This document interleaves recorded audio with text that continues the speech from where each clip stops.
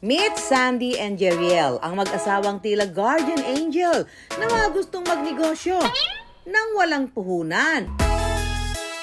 Gusto niyo rin bang bumango ang inyong buhay?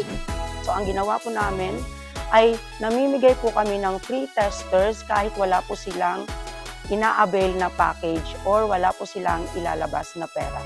So bali yung free testers po namin ay totally free, as in wala po kayong ilalabas na pera. Ang kanilang mga reseller, kaya raw kumita ng 5 digits kada buwan. Again, no puhunan needed. So wait! Sino ba naman ang aayaw kung magkaroon ng oportunidad na kumita kahit walang inilalabas na pera?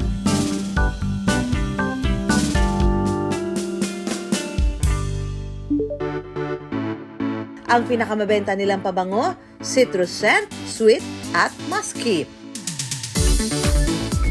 Kaya ginawa po namin na hypoallergenic yung perfumes po namin. So isa po yun sa pinaka malaking advantage since marami po sa mga Pilipino ang may allergy.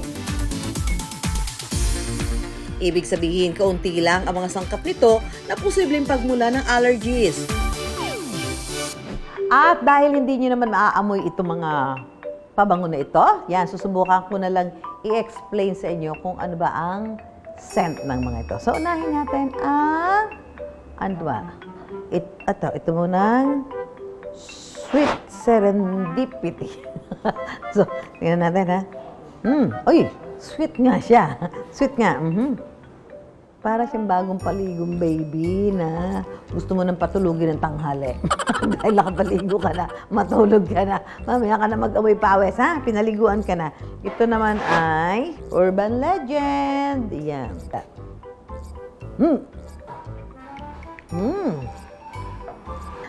Parang tatay na galing sa trabaho, tapos may lakad, mag-aanak ng binyag.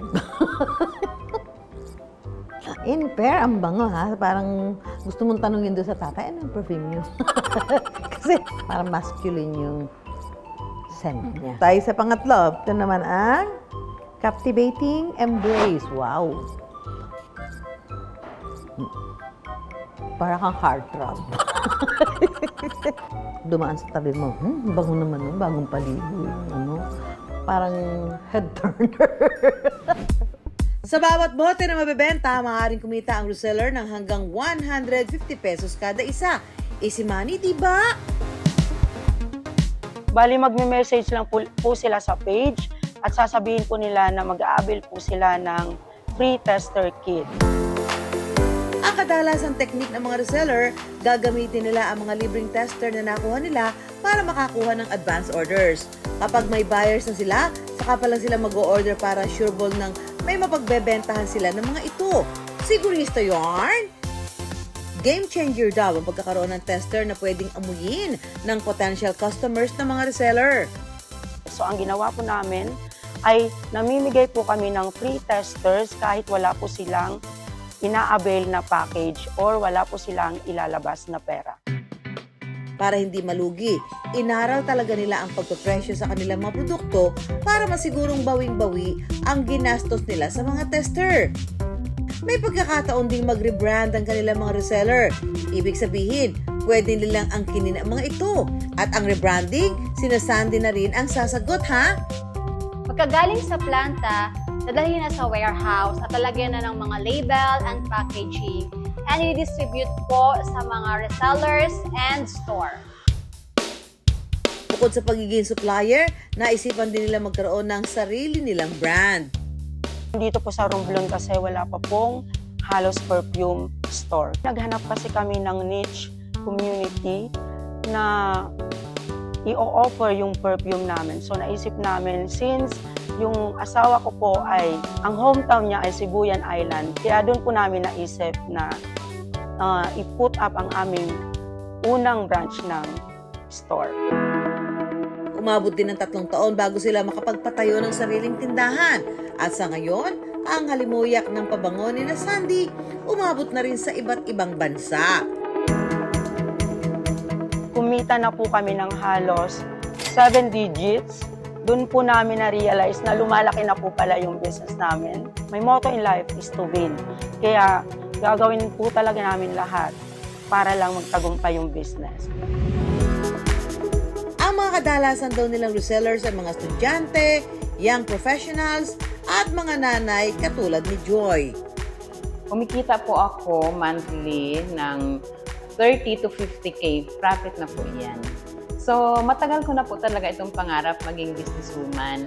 Kasi po, sa negosyo, marami kang pera at syempre, hawak mo yung oras mo. Wala kang boss. Oras at sipag ang pinuhunan ni Joy para maging happy ang kanyang bulsa. Pag ikaw po ang reseller, ay magbibenta ka na lang.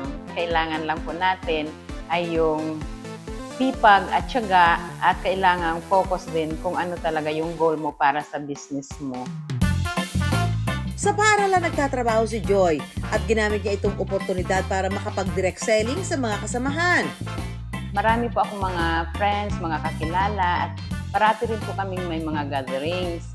So, every time po na may mga gatherings kami, ginagamit ko yung yung produkto namin na binibenta, kaya naamoy ng mga kasama ko, ng mga friends ko, kaya doon na pumapasok yung sales talk. Sa pagiging reseller ko po, ako po ay nakapagpatapos ng 2 anak na nag-aaral po sa private school at sa ngayon po, sila po ay graduate na pareho. Ayan mga kanegosyo, sa mga nagbabalak maging reseller, maging matalino sa pagpili. Yan ha, tandaan niyo mga kanegosyo ha. Mag-research ng pansarili at siguraduhing ligtas at may mga tamang permit o papeles ang mga produktong inyong ibebenta. Para kina Sandy, siniguro nilang kumpleto sila sa mga papeles at permits. Dito po sa Pilipinas, medyo mahirap po talaga mag-start ng business dahil sa mga compliances. Ang mabibigay ko lang po mga tips sa gustong mag-business ay be consistent, stay adaptable, focus on customer service, at monitor your finances. Kahit walang puhunan, pwedeng bumango ang kinabukasan. Basta samahan ng sipag at determinasyon, pwede pala mga kanegosyo.